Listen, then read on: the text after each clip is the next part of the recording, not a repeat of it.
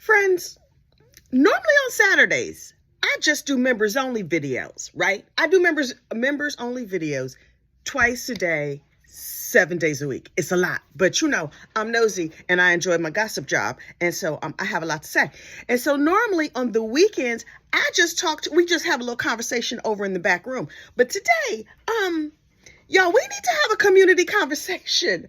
What do y'all have me watching? I was minding my own business, peeking out my curtains, just looking at my regular neighbors here on the block. And y'all like, hey girl, hey, you need to watch this Linda Stermer case, right? I couldn't remember the lady's name at first. I didn't know what was going on. And so I had to do some research. And by research, I mean, I watched the episode of 48 Hours that they did about the heifer. But the episode of 48 Hours was incomplete. Please forgive the dish noise in the background. My husband is doing dishes. Hold on. The way that little amphibian comes back to my throat. Oh my goodness. Anyway, so look. So I'm watching this Linda Stermer case and I didn't know nothing about it. I went into this one totally clean and clear. I did not know who did what to whom. Was she guilty? Was she not guilty? What team should I be rooting for? Because please know that we are not a sports ball family.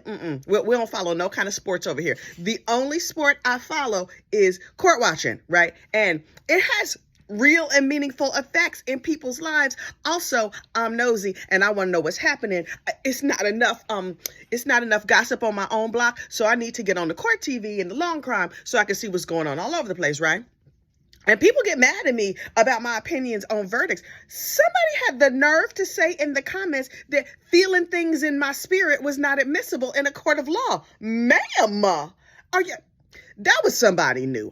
Obviously somebody new. She's like, just because you felt it in your spirit, that doesn't mean anything. It means everything. Anyway, back to Linda Stermer. Look, so I did a case overview on like Friday or something. And I was like, okay, on Monday, I will cover what has happened in the first 2 days of court so everybody could get caught up. And then this little thing happened in the court that required its own separate video. Child, this is a nosy neighbor edition of Gossip Rumor and Innuendo. Oh, wait. I don't usually say this on members only videos, but because this is going to be a public video today, I have to tell you, please like this video and subscribe to the channel for all the hottest true crime gossip and other assorted nonsense. So look, on Friday in court, right? The witnesses are going back and forth and these lawyers are petty. Petty rebel is present and accounted for. These lawyers do not like each other. And here's why. A very important piece of evidence that the state was going to use to show her guilt, Linda's guilt, got thrown out. And the state was like, the prosecution was like, no, the defense was like, what you want from us? The law says this piece of evidence can't come in. And so the state is real big mad. And I think the state suspects they might lose this case because they might. But look, let me tell you about this neighbor. Hang on. There's a neighbor who called 911 on the day of the fire at the Stermer residence, right? And this is one of those witnesses you and I both know. She was going to be on and off the stand. They're going to get up. Hey, girl, hey, did you call 911? She's like, yes, I called 911. It was terrible. I saw a fire. It was flames. It was smoke, everything. Okay, bye. It was going to be like the quickest thing in the world, right? So the state subpoenaed her. And, hey, babe, could you bang them dishes a little less loudly? Oh, he got headphones on. He listens to his own podcast. He can't even hear me. So anyway, I got a whole loud family. Anyway, so she was going to be on and off the stand. The thing is, where she lives versus where this trial is held is like 2 hours apart, and she couldn't get there, which is understandable. She's a regular citizen just living her life. Problem is, she ain't call nobody, let them know. She was like, I'm just sitting here at my house, and I don't have a car, and this meth is not going to smoke itself. So I get there when I get there. What they going to do? So finally, apparently somebody reached out to her and was like, hey girl, hey, the cops is looking for you, right? And she was like, wait, what? I don't know how you smoke meth. Do you inject it? Do you I have no clue, and I'm happy to not know. Please do not tell me. Anyway, so she was enjoying some nice, the finer meths of the Kalamazoo area, and or wherever the heck she lived. I don't know. It's Michigan someplace. Where was she on the mitten? Was she northern mitten, southern mitten? Was she in the thumb? I don't know. So she ignored the subpoena, and then the popo was like, hey, we're going to give you a ride to court. And by a ride, I mean like in the back seat, right? Where you locked in like in the little cage in the back. And she gets to court looking, this is her. Your Honor, Your Honor, I have things going on in my life, Your Honor. Yeah, I didn't know I was supposed to be here, Your Honor. This is really not that important to me. Obviously it's important to y'all, but it's not really important to me. I was like, oh, she just up in the court, high as giraffe ass. Okay, this is what we doing. This case just got an extra layer of crazy, right? And Your Honor was like, ma'am, you knew you were supposed to be here, right? She was like, the defendants, Art called me and was like, the cops are looking for you. And I put down my meth pipe, needle, snorting device. I don't know. I put down my meth and I scurried myself over to the sheriff's office, and the sheriff politely gave me a ride. The prosecutor was positively apoplectic, out of his mind. Your Honor, I could not say how mad I am. The top of my head might blow off right now. This is ridiculous. Oh my goodness. He was melting all the way down, which got my attention because otherwise I would have ignored this. I would have been like, this is a perfect time for a bathroom break or to refill my coffee or something. But the prosecutor was so upset. I was like, why is he this mad? That she just like the neighbor who called the 911. What is the problem?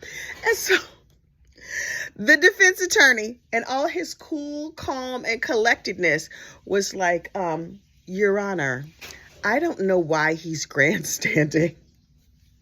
The state was like, it takes one to know one. And I was like, oh, petty level 10, come through. Yes. This is not at all the time for a break. Not at all. So I was like, okay, what we go see now? And the judge was like, okay, everybody calm down. Ma'am, are you high as giraffe's ass here in my fair court? And the girl was like, no, yeah, I'm not high. No. And the judge was like, okay, so you say you don't have a ride? Okay. Are you on probation or parole? She's like,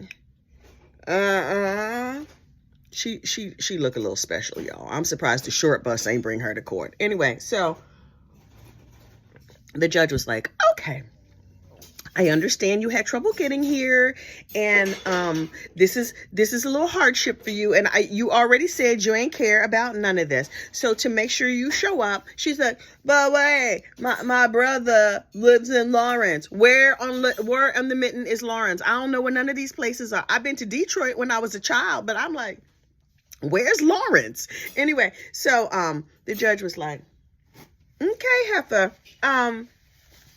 this is what we're going to do. You see the district attorney over there who's flipping his lid? He has said that I should give you a bond. And the girl was like, and the judge is like, so we're going to have a bond for you. She knew what that meant. She's not legally sophisticated. She's not real clear on when you get a subpoena that says you absolutely have to be at court. She was not absolutely sure she had to be at court. She know what bond means. She friendly with the jail. This not her first rodeo at the jail. She was like, Your Honor, how am I gonna get meth? My meth is home unaccompanied. I need babysitting care for my children. And the judge is like, okay, we're gonna have you tested down at the jail. And she's like, but Your Honor, I can't. She was real super sad. And I was like, this case is crazy. It's crazy. I could not love it more. Anyway, as a spectator, on the human level, everything about this is terrible and heartbreaking, and you should never, unfortunately, unalive your husband. obviously. But as a disinterested third party and citizen of these here United States, it's fascinating. Also, as a sports fan, as a court fan. So she gets carted off to jail, crying real hard. And, she's just like, wait, how many days is that going to be narcotics free? I get the feeling that her enthusiasm and her narcotics enthusiast status is going to take a little dip. She's going to be right back at it. What happens when you detox off of that? Do you get the shakes? Do you get pale? Does your mind clear up? I don't know what happens. This is going to be a real hard 3 days for her. Now, listen, would I want to go to jail for 3 days? Absolutely not. And how come they can't have her on the stand on Monday? Is Monday a holiday in Michigan? Is it Michigander Day? I don't know. Something else is happening on Monday. So this case is quiet on Monday. But nosy neighbor not going to be quiet. She going to be wailing and moaning. They said $1,000 cash or surety. She's like, I don't have that kind of money. Okay, isn't it just like you put down 10%? She don't got $100. Listen, in this economy, in this day and age, it's not that surprising that she don't have $100. Maybe somebody gave her the $100, but she's like, that's a lot of math. So anyway, the judge takes her off to, the sheriff, whoever, takes her on off to jail. Can you imagine? You did a good deed, and for your trouble, 20 years later, you end up in jail for the weekend? Girl. She not on good terms with following rules, so, but she was bound to get in trouble. Anyway, so the state was also like, and what is happening with this art person who is contacting our witnesses? No reports have been written. We don't know what he said. We don't know why they communicated. And I was like, yeah, who is Art?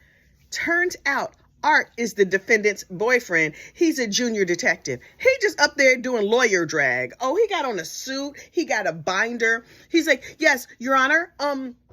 She used to be a neighbor of my girlfriend, and I was just checking in on her because I'm helping out the lawyers. You see, I'm retired, and I got nothing better to do with my free time than to pretend to be a lawyer. Did you notice my nice suit? This is nice suit. It's new, right? I took it to the dry cleaner. It's tailored to, oh, you don't care about my suit. Okay, but Your Honor, I didn't really do nothing. I just asked her, hey, heifer, hey, are you going to show up at the court? And she was like, oh, and then me and her messaged each other because she used to be my girlfriend's neighbor. And I was like, wait, I got a question.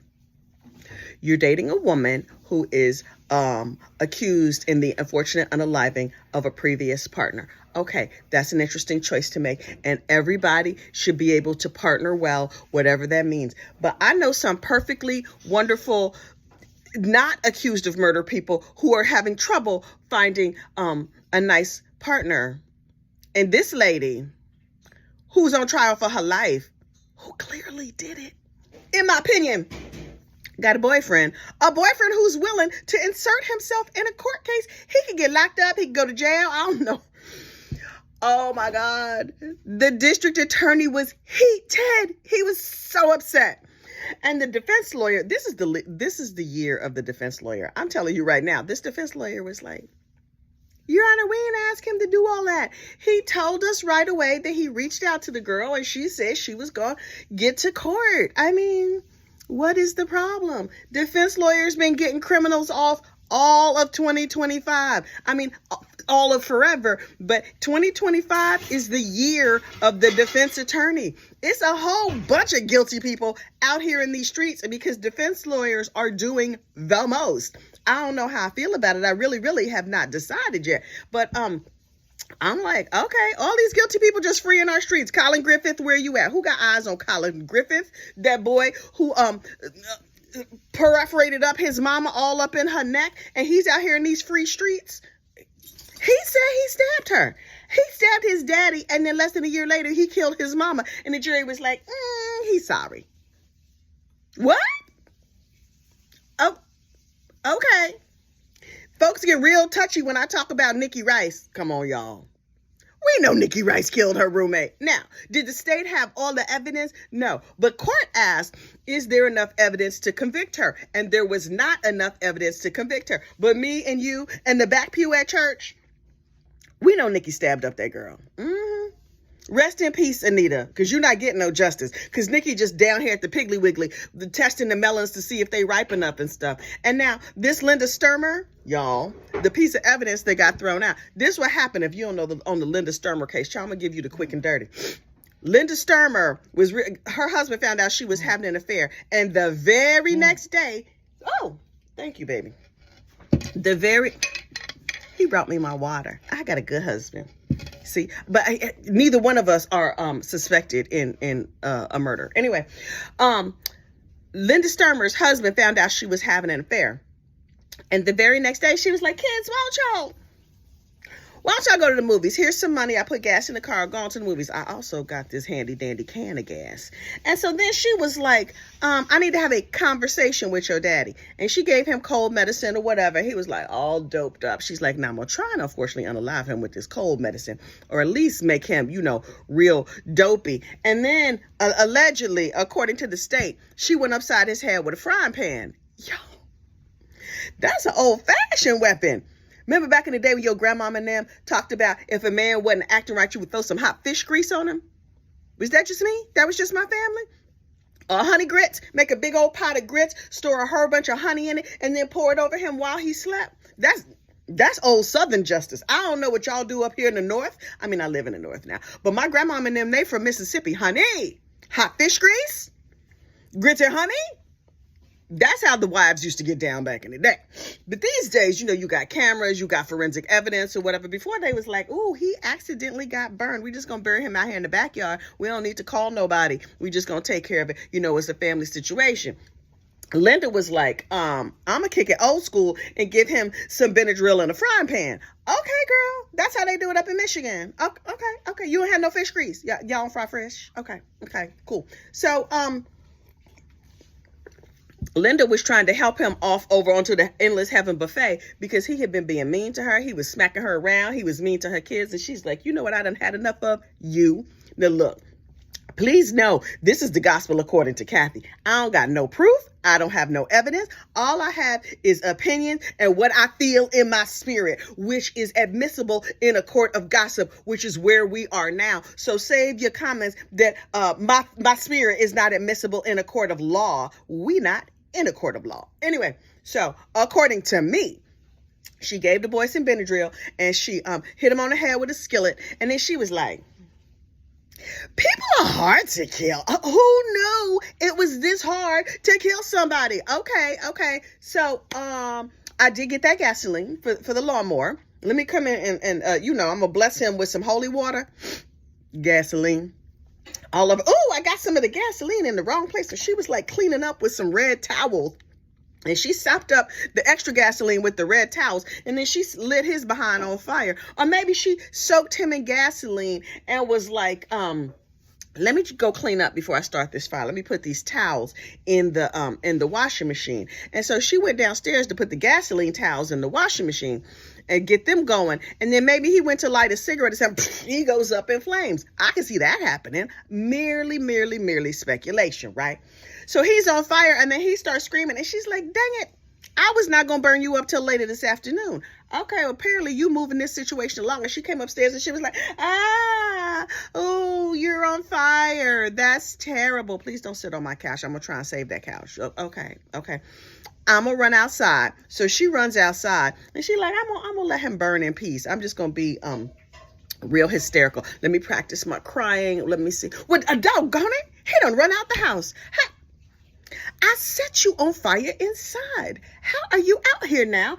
You are hard to kill. And so he's just like flailing around because he's on fire and it's a real bad situation. And she's just like, oh, stop, drop, and roll. Boom. Because when somebody's on fire, apparently you can push them over real easy. Please, no, I'm just making this up. I don't know what happened. I was not there. But according to me, she told him lay down or she pushed him over something and then he laid on the grass and she's like, okay, I'm gonna get something to put the fire out. And instead of just like putting a towel over him, she put the van over him. She ran him over with the van to try and smother the flames.